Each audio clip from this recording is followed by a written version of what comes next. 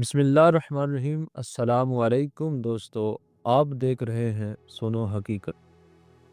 کبھی کبھی دنیا صرف خبروں سے نہیں ہلتی، دنیا کچھ لفظوں سے ہلتی ہے، اور کچھ لفظ جب طاقتور لوگوں کے منہ سے نکلتے ہیں تو وہ گولیوں سے زیادہ خطرناک ہو جاتے ہیں۔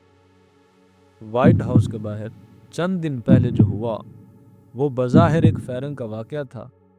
2 نیشنل گارڈ زخمی ہوئے، شور مچا، کیمرے چلے، سرخیاں لگی، لیکن اصل دھماکہ گولی سے نہیں ہوا، اصل دھماکہ لفظ دہشت گرد سے ہوا۔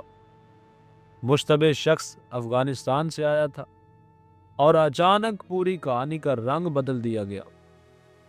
ڈونلڈ ٹرمپ میدان میں آئے اور ہمیشہ کی طرح لفظوں کو ہتھیار بنا دیا۔ انہوں نے کہا کہ یہ شخص جہنم سے آیا تھا، یہ دہشت گرد ہے۔ اب ذرا ایک لمحے کو رک کر سوچیں، اگر ایک گولی چلانا دہشت گردی ہے تو پھر غزہ پر روز برسنے والے بم کس خانے میں آتے ہیں؟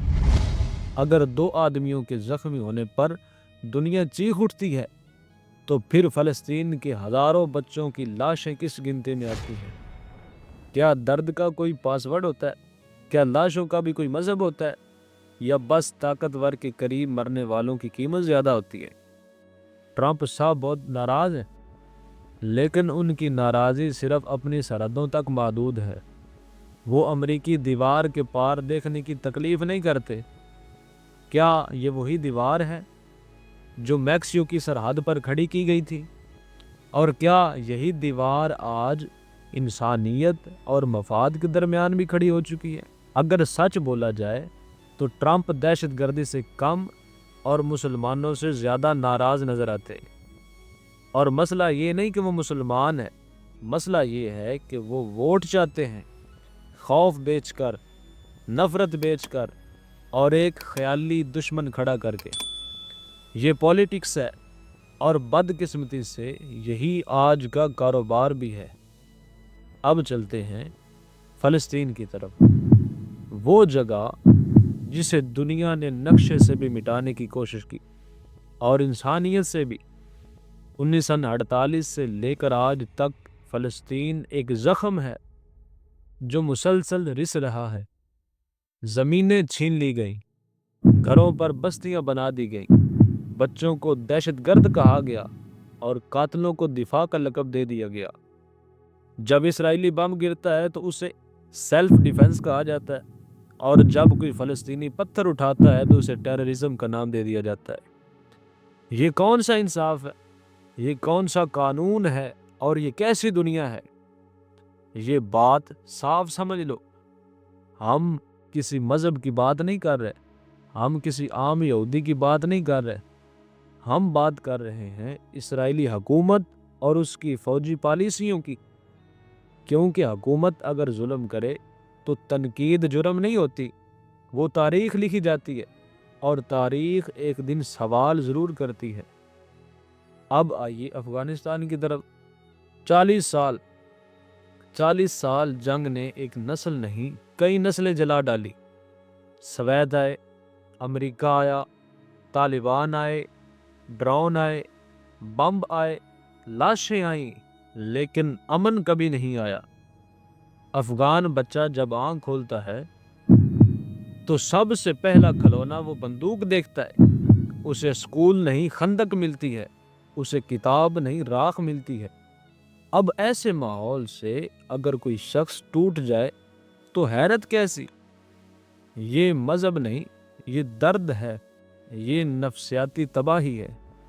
لیکن دنیا آسان رستہ چنتی ہے، لیبل لگا دیتی ہے ایکسٹریمسٹ کا، جیسے زخمی انسان بھی کوئی پروڈکٹ ہو۔ اب بات کرتے ہیں پاکستان کی۔ اسلام آباد، پشاور، کوئٹہ، خیبر پختونخوا، یہ سب نام صرف شہر نہیں ہیں، یہ قبرستانوں کے جغرافیہ ہیں۔ ہم نے بھی یہ آگ دیکھی ہے، بغیر ہاتھ جلائے نہیں بتایا جا سکتا کہ دھماکے کی چیخ کیسی ہوتی ہے، لیکن ہم اب سیکھ چکے ہیں۔ ہمیں معلوم ہو گیا ہے کہ ہر مسئلے کا حل بندوق نہیں، کبھی بات چیت، کبھی دانش، کبھی معافی زیادہ طاقتور ثابت ہوتی ہے۔ افغانستان ہمارا پڑوسی ہے، ہم اس سے بھاگ نہیں سکتے۔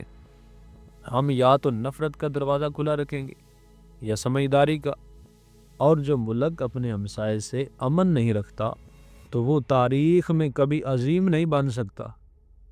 اور اب آتے ہیں امت کی بات پر۔ ہم ایک ہیں، یہ کہنا آسان ہے، لیکن جب بات عمل کی آتی ہے تو ہم ٹکڑوں میں بٹ جاتے ہیں۔ زبان، قوم، مسلک، مفاد، سیاست، یہ سب ہمیں ایک نہیں رہنے دیتے۔